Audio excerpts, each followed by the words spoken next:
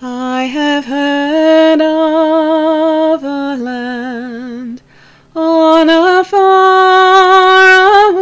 strand. It's a beautiful home of the soul.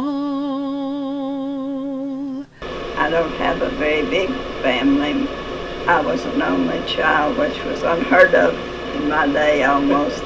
And I've been accused of being spoiled, but I think I had more whippings than anybody in the community because my mom and dad believed in not sparing the rod and spoiling the child. My dad's name was Charles Bascom Queen, and he was born in a house on the property that is now the main campground at Smokemont. My mother was Mary Alice Fisher, daughter of Kling and Margaret Alice Miller Fisher, a twin to Ben Fisher, who worked for the park. People knowing about the park, they know. Yes, I was born in Smokemont, on the Queen Mountain. The Queens owned a lot of land on mountainous property, and we had a house my dad had built before he and Mom were married. He was building this house for them to live in, you know. Born in 1917. Our land adjoined in Uncle Aiden Carter's land. And while you said earlier, while you were living there, you went to the old Lufty Baptist Church? Right. That's a really neat building. Yeah, it's unusual, I think.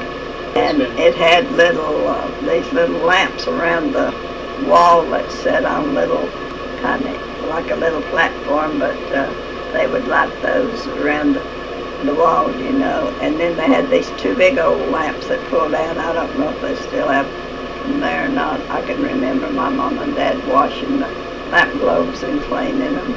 And they had big white-looking shades. They had white at the top of the shade, you know, and then it was just like fringe around the bottom, only it was clear glass right around the edge of that white top.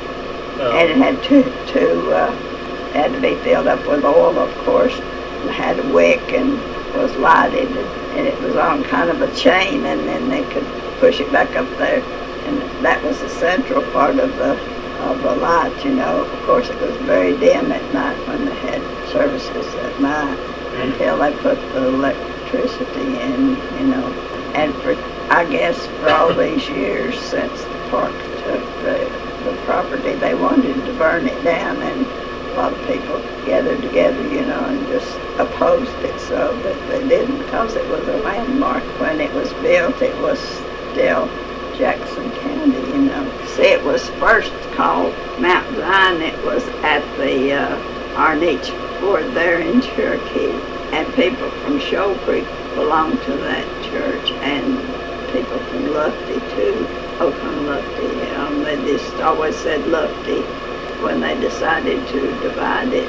Shoal Creek took the church books, you know, the history of the church, and they built a church out there at Koala. It took a long time for Lufty to get a decent church. They first had a log church and schoolhouse down right at the end of the bridge, right there where those big old trees are. And then later they had what they called the Beck School. It was right that flat place right above the road. You'll notice it when you go up to the church.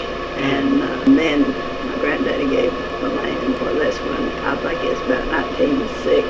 This last church was built. And your grandfather had that land? Yeah, that was his. Oh.